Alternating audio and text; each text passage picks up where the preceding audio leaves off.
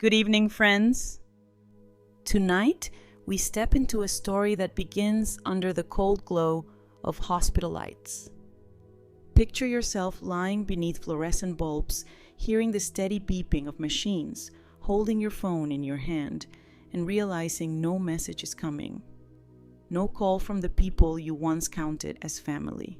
Here's the unsettling part. You might not survive if you keep depending on others to rescue you in life or death moments. Sometimes being abandoned is the very thing that wakes up the strength you never thought you had. So before you settle in, take a moment to like the video and subscribe, but only if you truly enjoy what I do here. And please share your location and what time it is where you're listening from. Now turn out the lights, maybe let a fan run for some soft white noise, and let's begin tonight's journey together. The pain came like a thief in the night, sudden and merciless. At exactly 3:47 a.m., I was staring at the digital clock on my nightstand, willing myself to breathe through what felt like my skull splitting apart.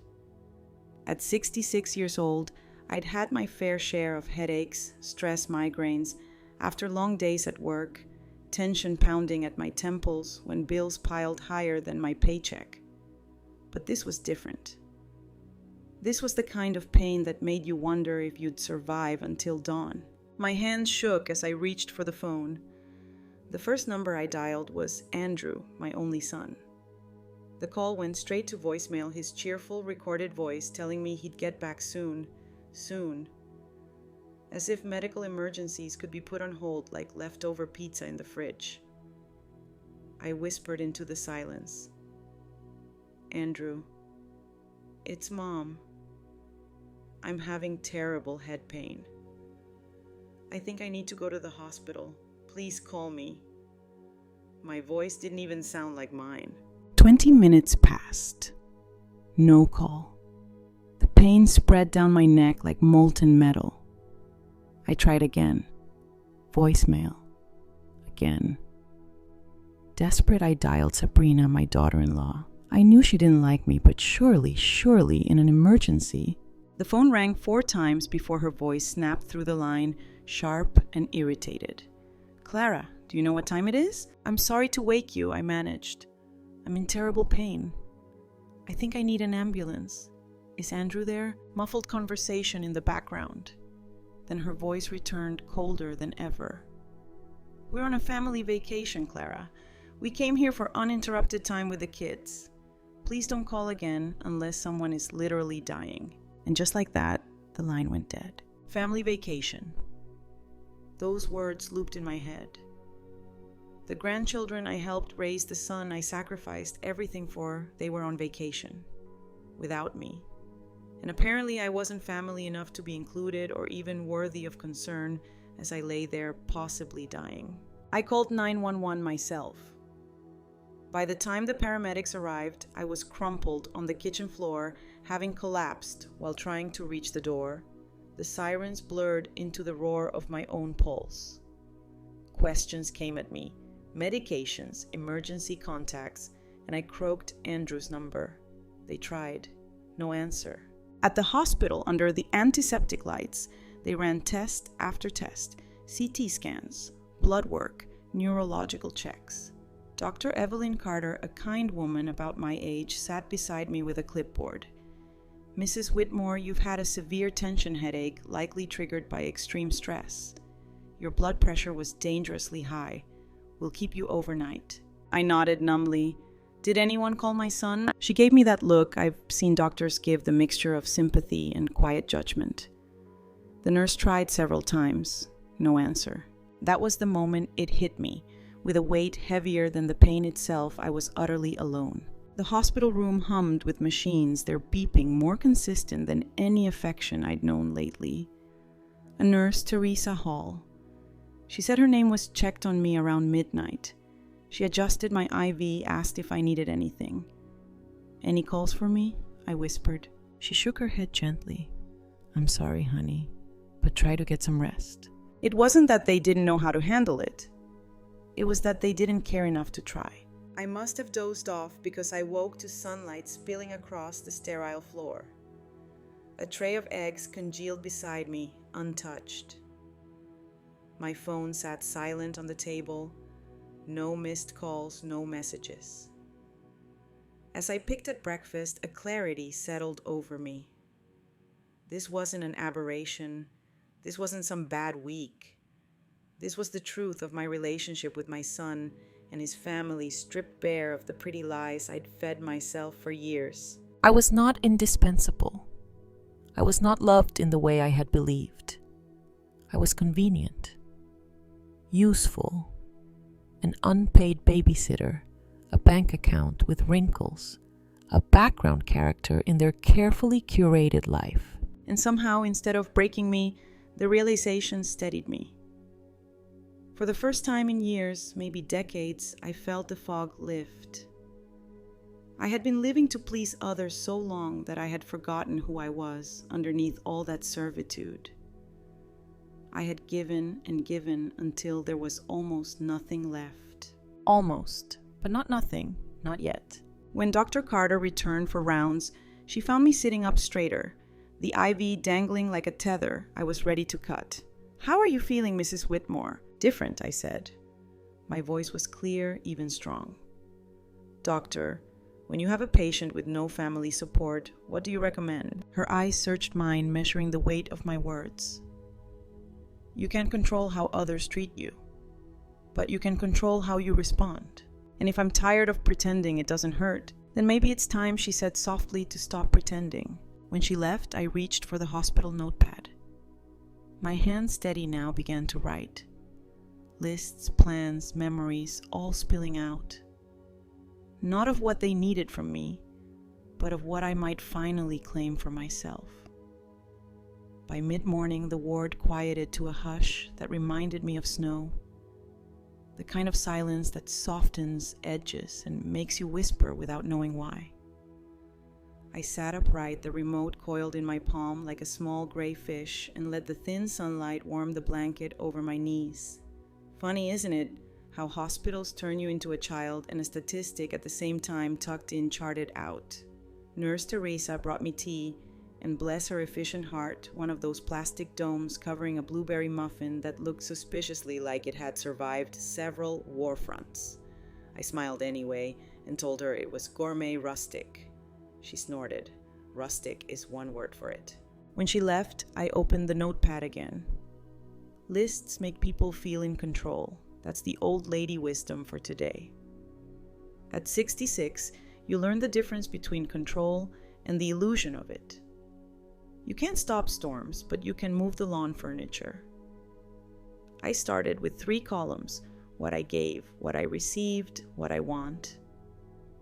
I wrote steadily the way rain decides to fall once it finally commits. Under gave, the numbers multiplied like rabbits: mortgage, help, preschool tuition, emergency, SUV, down payment, Saturday night, so Andrew and Sabrina could reconnect, an ironic verb, considering how thoroughly they disconnected from me. Under received, I wrote shorter words: thanks, text, cropped photos, Christmas alone. I added voicemail and underlined it, resisting the urge to draw a skull and crossbones. Humor is a life raft. I have 3 in every room. Joke 1: if sarcasm burned calories, I'd be a fitness influencer. I paused to sip tea and let my pulse settle. It's odd the facts your brain serves up in moments like this. I'd once read that the world's oldest customer complaint is a clay tablet from ancient Mesopotamia where a man scolded a merchant for bad copper. Thousands of years, and we're still trying to return what doesn't work. I couldn't return my family, but I could stop paying for defective service. Dr. Evelyn Carter returned with a small smile and a larger clipboard. "Blood pressure's coming down," she said, as if it were a kite I'd managed to reel in. "How's your pain?" "Manageable," I told her. "How's your patience?" Abundant. Occupational hazard. She glanced at the notepad. Making plans. "Remodeling," I said, starting with the foundation. Her laugh was soft, a kind of bedside ASMR. I like that. She tucked a strand of hair behind her ear. "Mrs. Whitmore, if I may be gentle with yourself.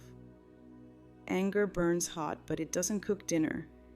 Use it to light the stove, not the house. A tidy aphorism. I wrote it down. Grown-up wisdom sometimes sounds like a fortune cookie, but the good ones stick. After she left, I tested my breath. Inhale 4, exhale 6. Every therapist I've ever avoided would be proud. Joke 2, I've saved a fortune by doing deep breathing instead of paying someone to tell me to do deep breathing. I let myself remember without flinching.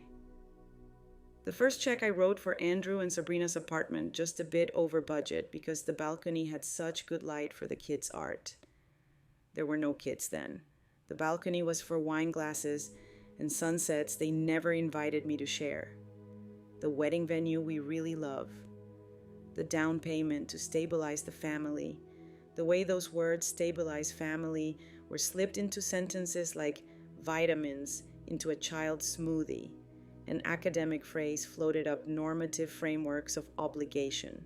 Sounds fancy, but it means the rules you pretend are universal, so you can get what you want. I remembered the little humiliations that came free with every major purchase, Sabrina correcting my stories, staging photos where I was somehow always in the second row, making a show of explaining Venmo to me in front of people, even though I was the one who'd connected their payment accounts. The Christmas morning I spent alone, cinnamon rolls turning cold while I checked the peephole like a dog that doesn't yet understand no one's coming. Grief has a particular sound in an empty house. It's the echo of your own kindness coming back without footsteps. The anger that rose now was not the flashbang kind. It was a low blue flame steady enough to boil water. I turned the page to What I Want and found my hand shaking, not from fear but from unfamiliarity.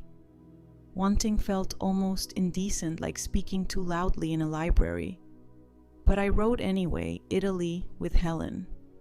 Art class, a lock for my gate and peace for my garden. Friends who show up without an invoice. A room where my name is on the door and not the check. I added almost shyly, love that chooses me at 3:47 a.m. Teresa came to check my IV. Color looks better, she said, which I think is nurse shorthand for your soul has stopped hiding.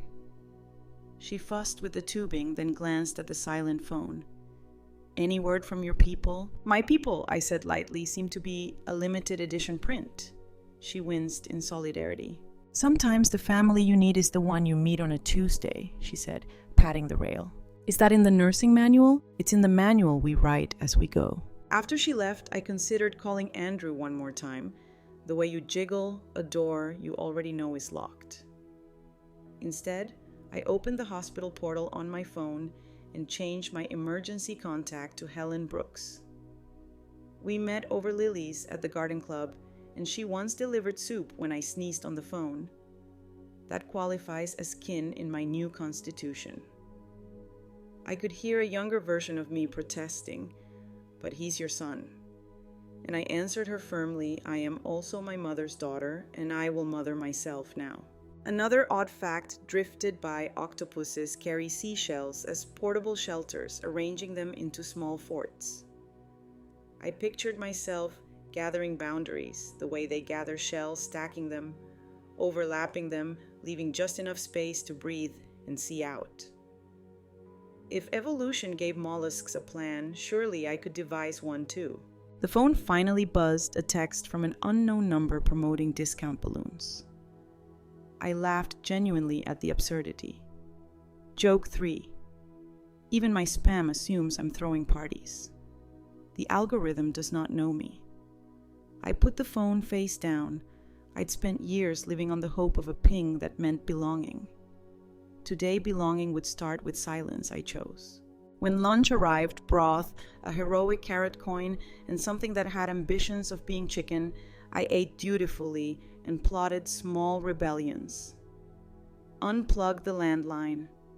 Cancel the auto transfers Andrew and Sabrina never remembered to say thank you for. Lock the liquor cabinet, kidding. I don't drink that much, but it delights me to imagine it. Replant the roses I'd neglected. Thorns are not apologies, they're boundaries with good PR. By late afternoon, Dr. Carter cleared me to go home in the morning. Observation's been good. You'll have follow-ups, of course. She paused. Do you have support? I have a pen and good shoes, I said. And Helen, that counts. She tucked the chart under her arm. Remember, rest water salt in moderation and no major decisions for 48 hours. I smiled. What if the major decision is to stop letting other people make decisions for me? She tilted her head. Make that one now. The sun slid lower, painting the wall in a rectangle of gold that looked almost like a promise. I let my eyes close and pictured the kitchen at home, the table cleared of glue sticks and gilt, the map of Italy spread wide. I imagined a plane lifting into blue, my name printed on a boarding pass that didn't include the words +1 crying child or family discount.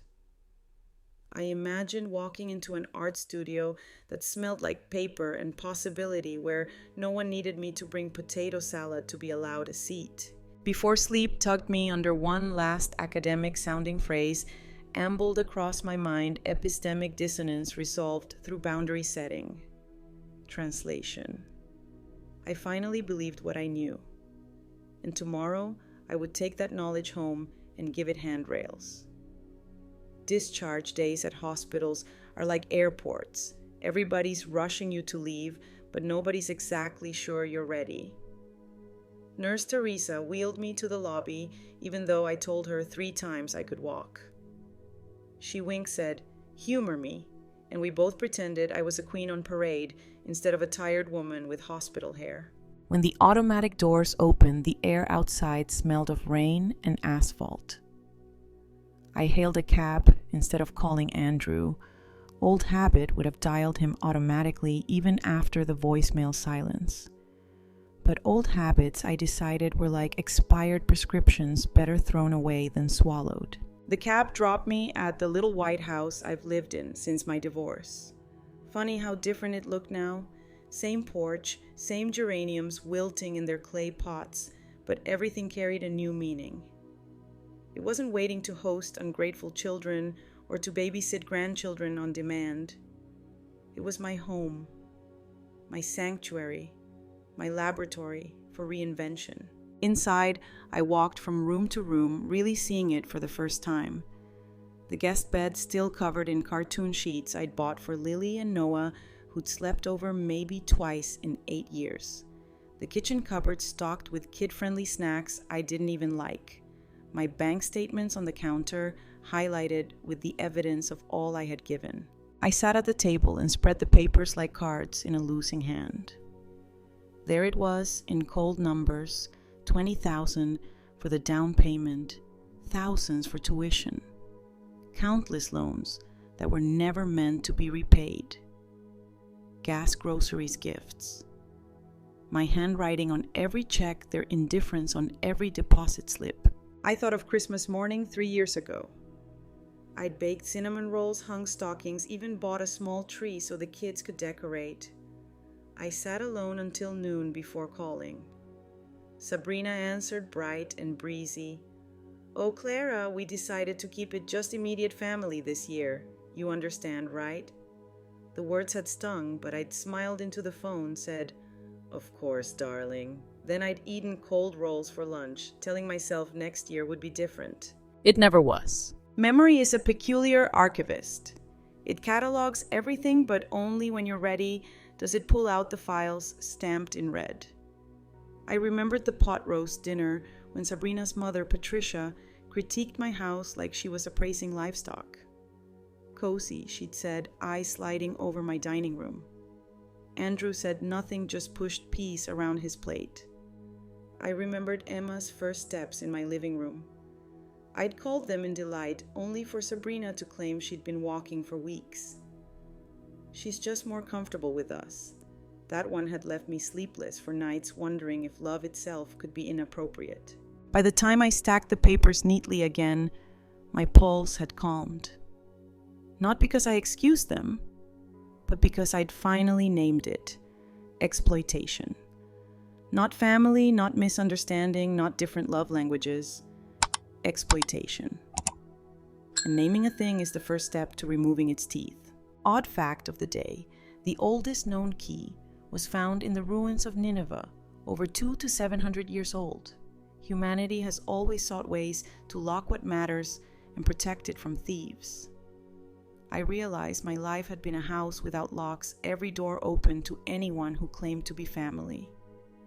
It was time to forge keys. That night, I unplugged the landline. A silly thing perhaps, but symbolic. No more sitting by the phone waiting for Andrew's voice. I transferred the automatic payments to savings. I poured a glass of wine, ignoring Sabrina's old comment that grandmothers who drink look sloppy. Sloppy tasted like freedom. I walked through the house, making mental notes. The guest room would become a studio. The garden would be mine again. The freezer would no longer stock dinosaur-shaped chicken nuggets. I imagined Helen Brooks, my neighbor, laughing at the absurdity of me finally planting herbs I'd been talking about for years. The anger was still there, yes, but it wasn't wild anymore. It was disciplined, like a flame kept under a kettle. And for once, the kettle belonged to me. As I crawled into bed, I thought of something my mother once told me before she died. Clara, people will take and take until you remember that no is a complete sentence. She'd been right. I'd just been 30 years late in answering. I turned off the lamp, felt the silence settle around me, and realized it didn't sound like rejection anymore. It sounded like peace. The next morning, sunlight slanted across the kitchen table, gilding the clutter of papers I'd left out. I made coffee strong enough to stand a spoon upright in and sat with my notebook again. Lists had always been my way of taming chaos, groceries, chores, even little notes for babysitting Lily and Noah. But this list was different. This one wasn't about their needs. It was about mine. I titled the page, "What I've Given." The words spilled fast, almost feverish, thousands of dollars in loans that were never called loans. Saturdays lost to babysitting nights, driving across town to help with the kids, grocery bills that weren't mine. Vacations paid for that never included me. I wrote until the ink smudged. Then I turned the page, "What I've Received." The pen hovered reluctant. A few thank yous that felt rehearsed. Cropped out family photos. Christmas mornings spent alone. A phone that didn't ring even when I was in the hospital. I stared at the pitiful handful of words. It looked less like a list and more like a gravestone. Finally, what I want. That page was harder. My hand shook not from weakness, but from the novelty of asking. I wrote slowly: art classes, a trip to Italy evenings that belonged to me, friends who showed up a life that didn't shrink to fit someone else's blueprint. I laughed softly. Wanting felt almost scandalous, like wearing red lipstick in church. But it was liberating too. A knock at the back door startled me. It was Helen Brooks, holding a Tupperware of soup. She was in her 70s, hair pinned back with a tortoiseshell clip, eyes bright as ever. "I heard you were in the hospital," she said. "How are you holding up?" I blinked at the unexpected warmth. "Better now. Come in." She set the soup down and eyed the mess of papers. "Spring cleaning." Something like that. We sat at the table sipping coffee. I told her cautiously at first about the hospital stay, about Andrew's silence, about Sabrina's cutting words. Helen listened without interrupting, which is rarer than people realize. Finally, she said, "Clara, you've been everyone else's safety net so long, you don't even realize you're the one falling." Her bluntness made me laugh, but it also struck home. I admitted something I'd never dared say out loud. I've always wanted to see Italy. Rome, Florence, Tuscany. But every time I saved something, came up Andrew's house, the kids' tuition, Sabrina's emergencies. Helen's smile widened. "I've wanted that too. Why don't we go together?" The suggestion lit something in me I thought had died decades ago. Spontaneity. Adventure. The idea that life wasn't over just because birthdays kept adding candles. Are you serious? I asked. Completely. We'll butcher Italian drink wine and get lost on cobblestone streets. It'll be glorious. For the first time in years, I felt like laughing without apology. That afternoon, after she left, I wrote a new list, Steps Toward Italy. It wasn't just about the country, it was about claiming the first real dream of my own. Odd fact for the day, the word travel comes from the French travail, meaning work or torment. Once journeys were burdens. For me, this one would be liberation. I closed the notebook, tucked it in the drawer, and felt lighter. The kettle on the stove hissed with steam, and I realized it was the first time in years the sound didn't mean someone else's needs calling. It meant tea for me, and an evening that was mine alone. The following weekend, the phone rang just as I was trimming roses in the garden. I recognized Andrew's name flashing on the screen, and my pulse jumped with the old mix of hope and dread. Against my better judgment, I answered. Mom, he began, voice too bright. We're back from Cabo. It was amazing the kids loved the resort. His words tumbled like postcards from a vacation I'd never been invited to. Then, with practiced ease, he shifted gears. Listen, we're hosting a barbecue this Saturday. Sabrina's parents are in town again. Everyone's expecting your potato salad, and could you bring a case of beer too? You know how dad-in-law loves it. The old Clara, the one who mistook service for belonging, would have said yes, immediately grateful to be included, even as unpaid catering. But the Clara who had stared at ceiling tiles in a hospital bed now heard the subtext loud and clear. I wasn't invited as family. I was assigned as staff. No, Andrew, I said evenly. A pause. No? Are you not feeling well? I'm feeling better than I have in years. I'm just not available to be your party planner anymore. His voice tightened. Mom, it's just a family barbecue.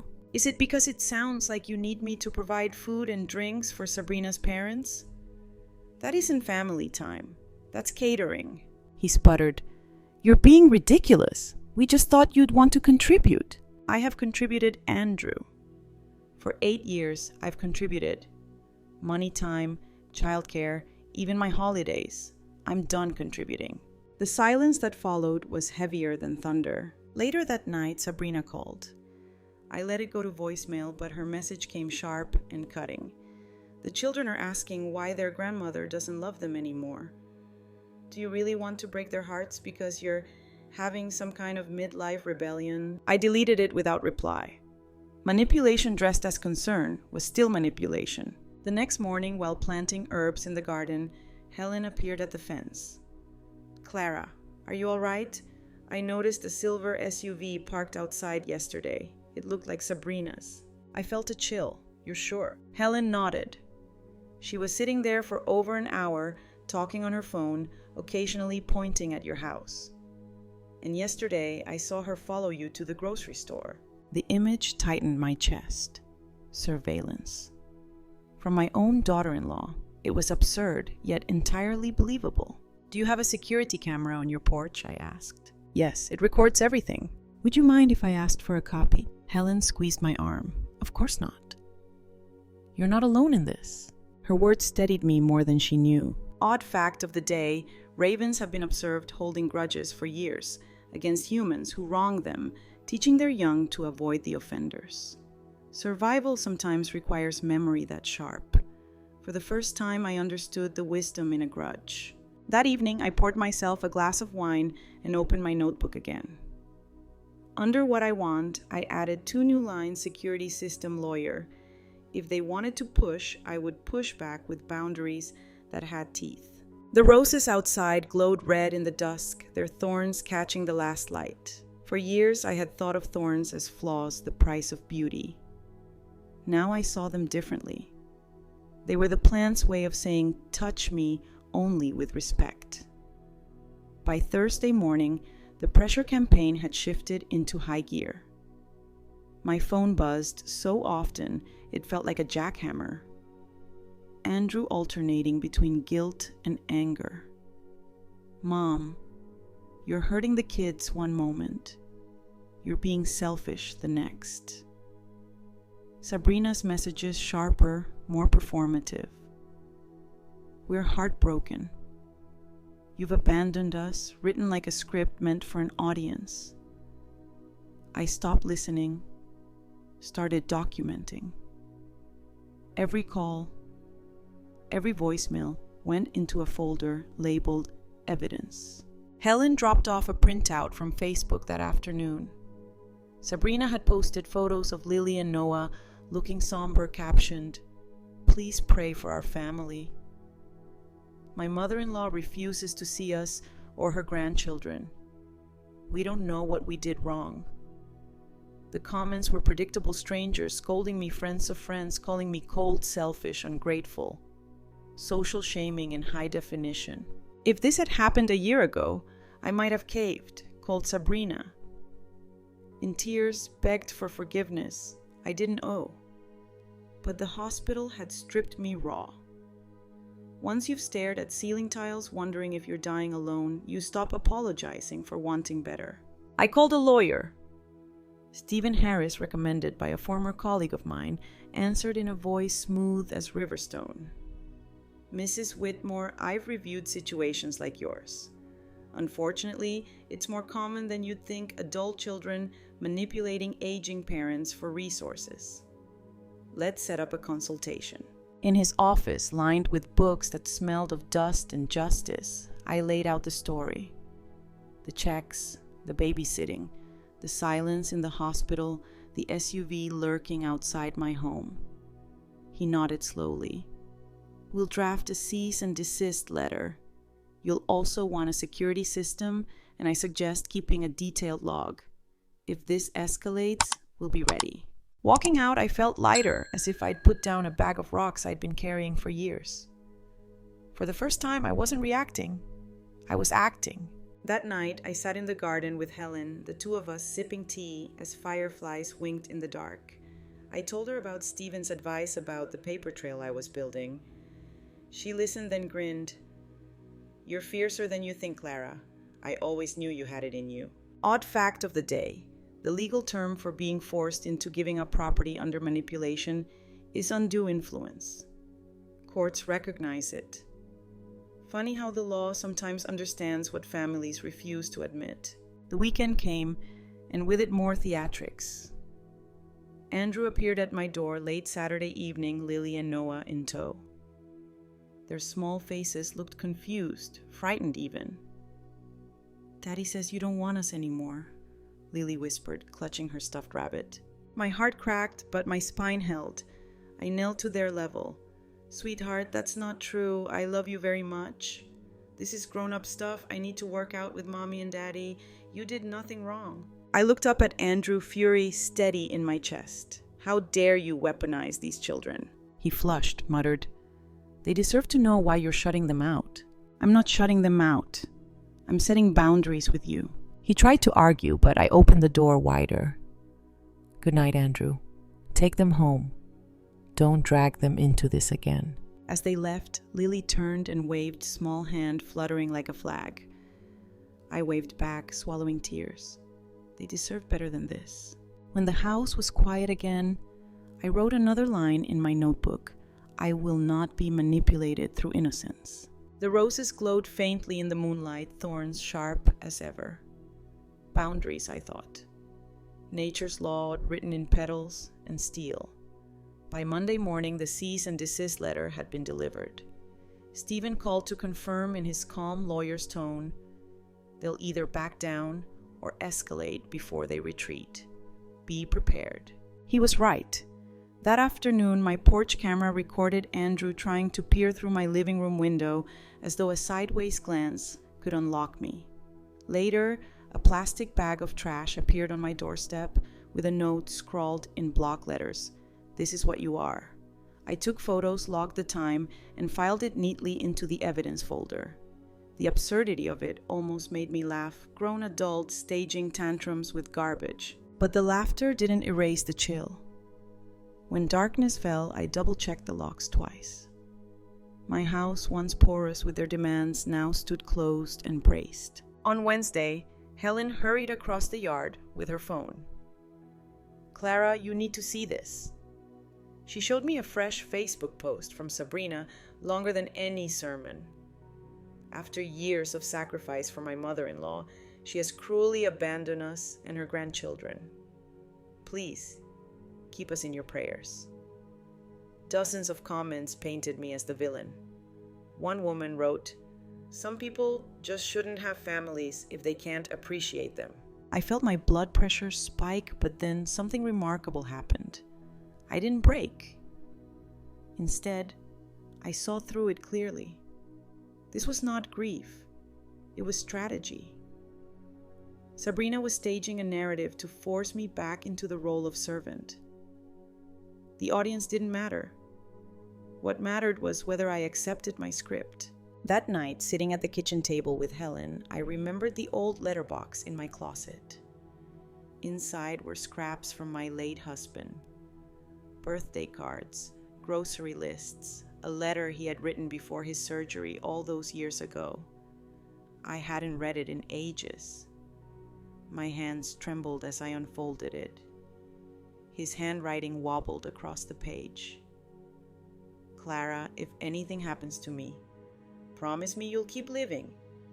Don't spend the rest of your years chained to duty. You deserve joy." I pressed the paper to my chest and wept, not just grief, but recognition. He had seen me clearly long before I did. Odd fact of the day in 2014, archaeologists discovered a 1700-year-old Roman tablet in London that turned out to be a legal contract for debt collection. Proof that even centuries ago, people documented betrayal so it couldn't be denied. I thought about my own folder of evidence, my own documentation. History was on my side. On Friday, Stephen called again. "Would you be willing to make a public statement? It might shift the balance." Silence lets their story dominate. The thought terrified me. I wasn't a speaker, never had been. But then I remembered Dr. Carter's words. Maybe it's time to stop pretending. "Yes," I said finally. "Tell me when and where." When I hung up, the house seemed to exhale with me. This fight wasn't just about ending exploitation, it was about reclaiming voice. Helen poured us each a glass of wine, raising hers with a grin. To boundaries with teeth. I clinked mine gently against hers, and to finally living like my life matters. The roses in the garden stirred in the evening breeze, their petals opening wide even as their thorns stood guard. They were blooming on their own terms, and so was I.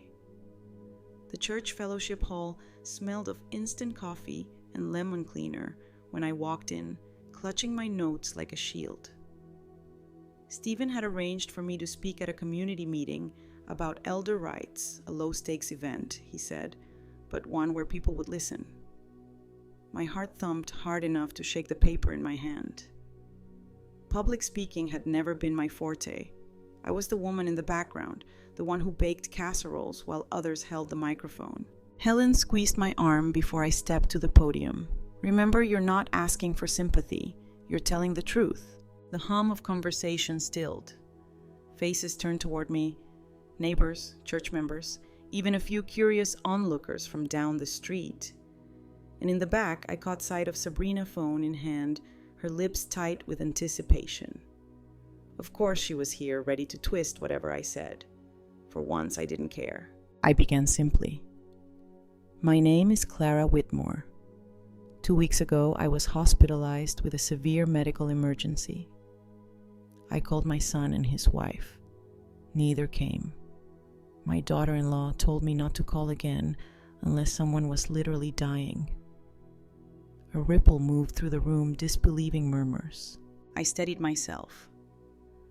I've spent the last 8 years giving money childcare time, even my holidays, believing that would buy me love, or at least a place in their family. But what I received in return was silence, exclusion, and most recently harassment when I finally said no. A man in the front row nodded as if he knew that language by heart. I held up my folder of documents. I was told to keep quiet, to accept this as normal. But it isn't normal. It's exploitation.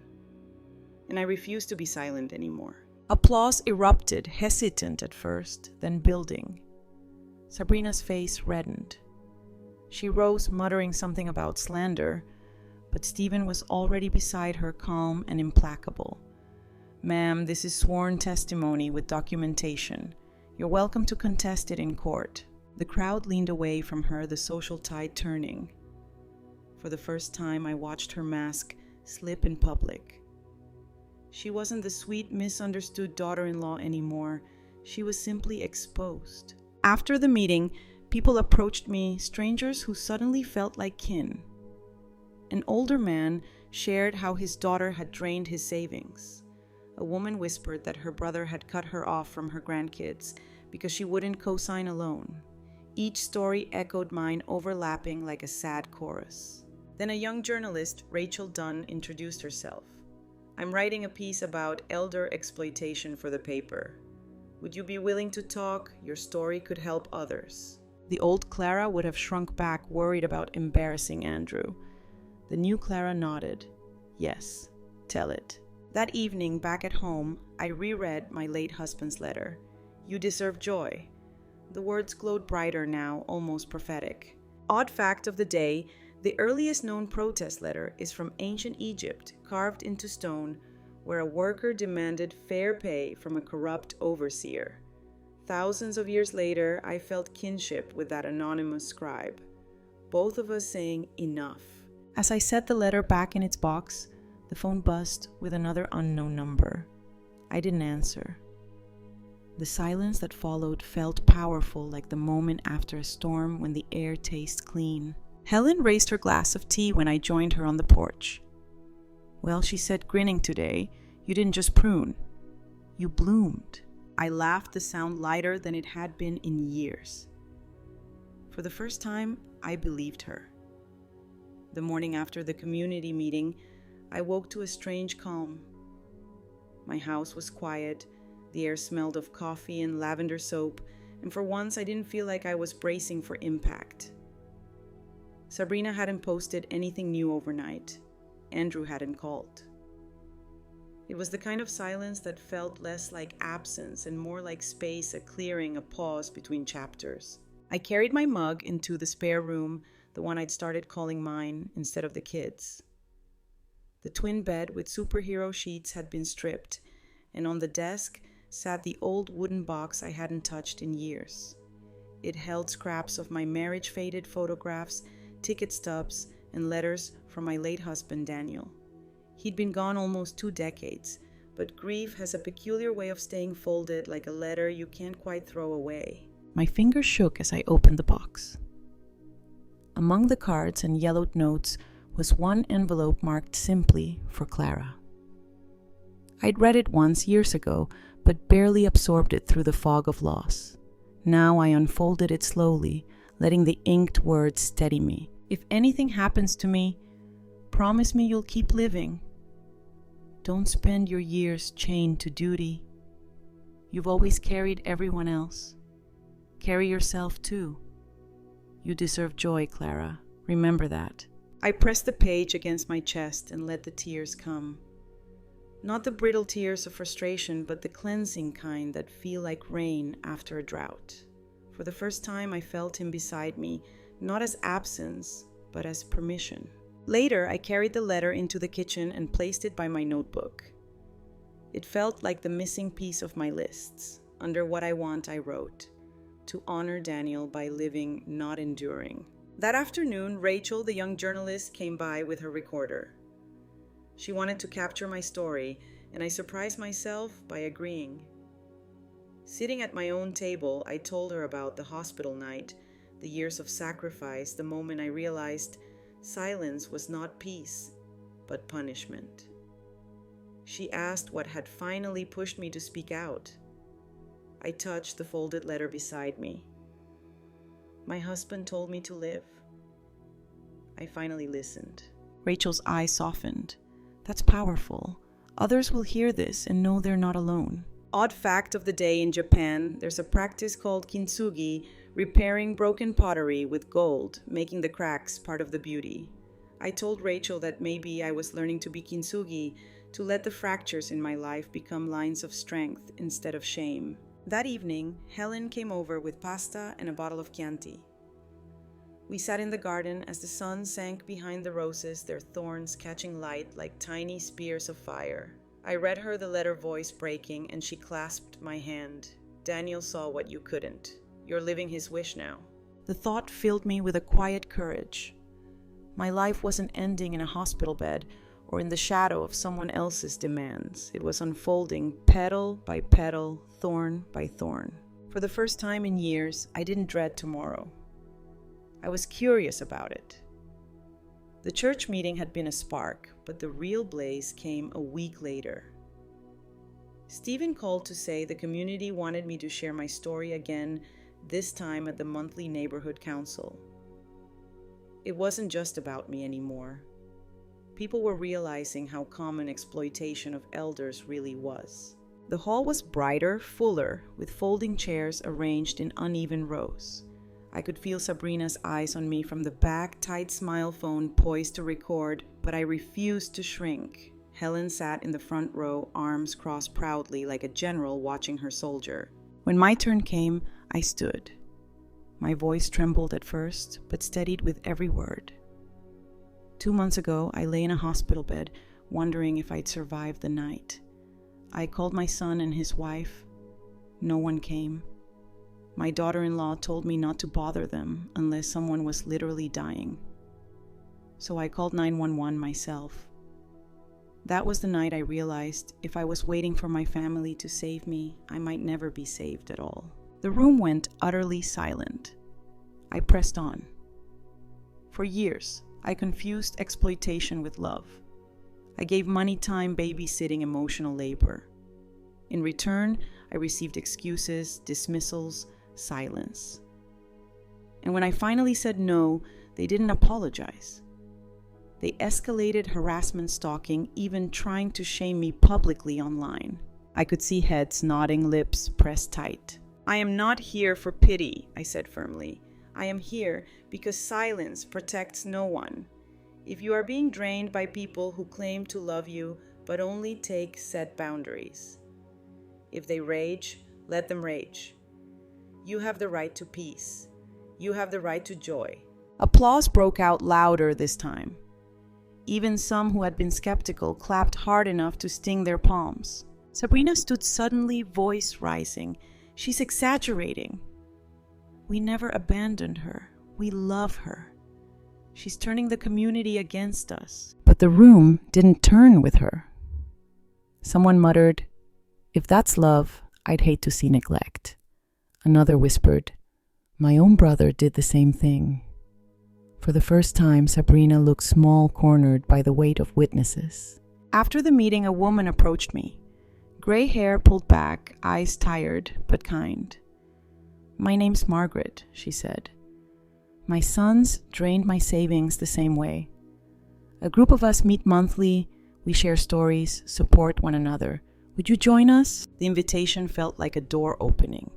A family of choice, not obligation. Odd fact of the day, wolves don't survive alone. But they don't survive in toxic packs either. They form new ones sometimes, just 2 or 3, bound by trust, not blood. Maybe that was what I was doing, forming a new pack. That night, I tucked Daniel's letter under my pillow and slept deeper than I had in years. For once, the silence in my house didn't feel like abandonment. It felt like strength. 6 months later, the air in Tuscany tasted like olives and sunshine. I stood on a stone terrace outside Florence, watching the hills roll into one another like green waves. Helen was beside me, her cheeks pink from wine and laughter, clutching the cooking class recipe we'd mangled earlier in the day. "You chopped garlic like you were holding a grudge," she teased. I said, against every casserole I ever made for someone who never said thank you. We both laughed until the waiter brought more Chianti, shaking his head at the noisy American women. Travel wasn't just a vacation, it was resurrection. The narrow streets of Rome, the golden light in Florence, the vineyards of Chianti, all of it felt like color poured into a life that had been gray for too long. I took photos not for Andrew or Sabrina, not for Lily and Noah to admire, but for me, proof that joy still belonged to me. Back home, things had shifted too. The group Margaret invited me to, the circle of women who had also been drained by children, siblings, or spouses, became my anchor. We weren't victims, though. We were cartographers of survival, mapping new lives. Patricia, who discovered her daughter forged her checks, now sold watercolors at the farmer's market. Alice, once cut off from her grandchildren, had started hiking trails she'd never dared before. And me, I painted. My little guest room turned studio was filled with canvases, colors splashed like secrets finally spoken. Rachel, the journalist, had published her piece. It spread farther than I expected. I received letters from strangers, widows in Ohio, a grandfather in Texas, even a woman in Canada, each saying, "Thank you." I thought I was the only one. Their words wrapped around me like a quilt stitched from invisible hands. Odd fact of the day, scientists discovered that sunflowers turn to follow each other when there's no sun, a kind of floral companionship. That was us, my group, my new pack of wolves. We turned toward each other when family light failed. My health improved. The headaches disappeared. My doctor, Dr. Carter, nearly danced during my last appointment. "Clara, you look 10 years younger." I told her I'd traded stress for paintbrushes and Chianti. "Best prescription I've ever written," she said. And yet, on quiet evenings, I still thought of Lily and Noah. Children don't choose the scripts their parents hand them. One day, they might understand. Until then, my love for them was folded into the trust fund I'd set up waiting for them at 18, untouched by their parents' hands. As Helen and I walked back to our little hotel that night, carrying gelato dripping down our wrists, she asked, "Do you regret it?" Walking away, I thought of the hospital room, the silence of my phone, the letter Daniel left me. I thought of the terrace in Tuscany, the laughter spilling from me like I'd never lost it. "I regret waiting so long," I said, "but I don't regret saving myself." The bells of Florence tolled midnight, and for once I felt perfectly on time.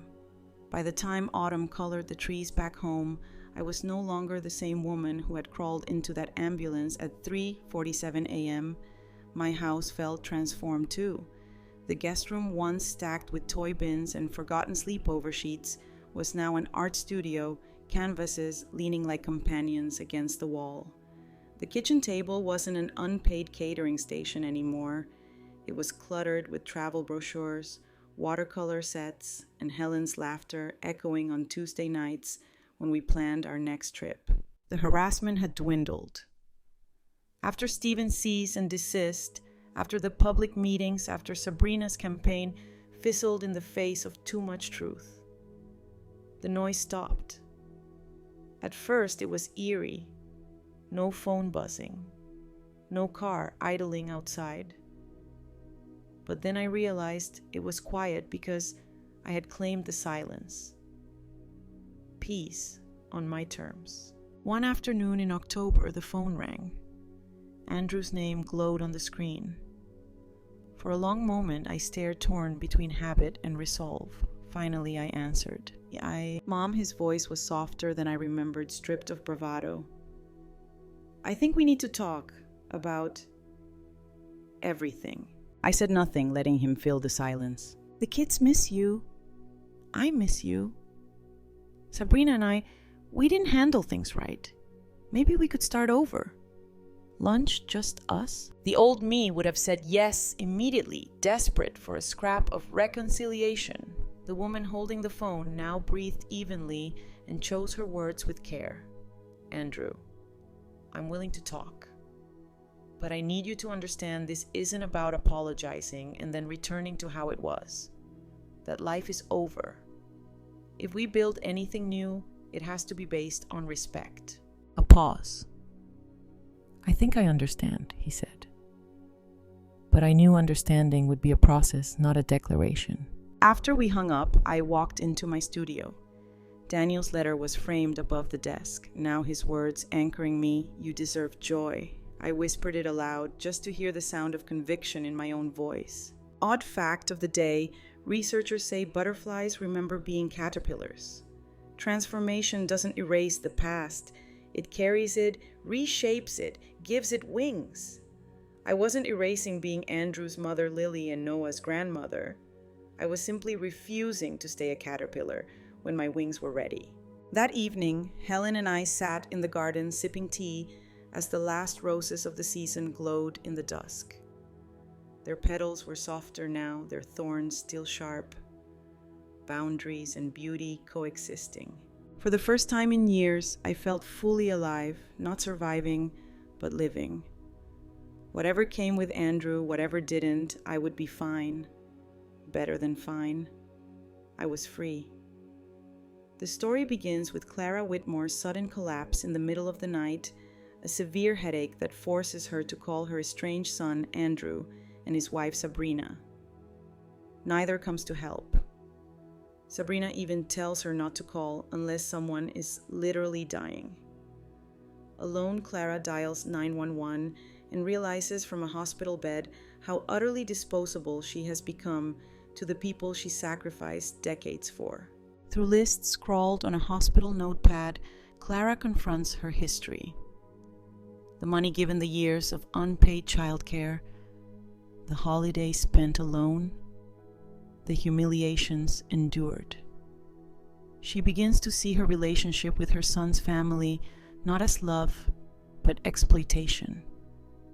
With the encouragement of her neighbor Helen and the guidance of lawyer Stephen, she starts setting boundaries, canceling payments, refusing to cater to their demands, and protecting herself legally. Sabrina retaliates with harassment, manipulation through the grandchildren, and even public shaming online. But Clara finds strength in unexpected places. A letter from her late husband urging her to live freely, a journalist documenting her story, and a support group of women with similar scars. Speaking publicly at community gatherings, Clara shatters the silence and reclaims her dignity. Her transformation blossoms into joy, traveling to Italy with Helen, painting again, and creating a sanctuary in her own home. 6 months later, healthier and stronger, Clara finally receives a hesitant call from Andrew seeking reconciliation. But this time she holds the power. Any relationship will happen on her terms, mutual respect, not obligation.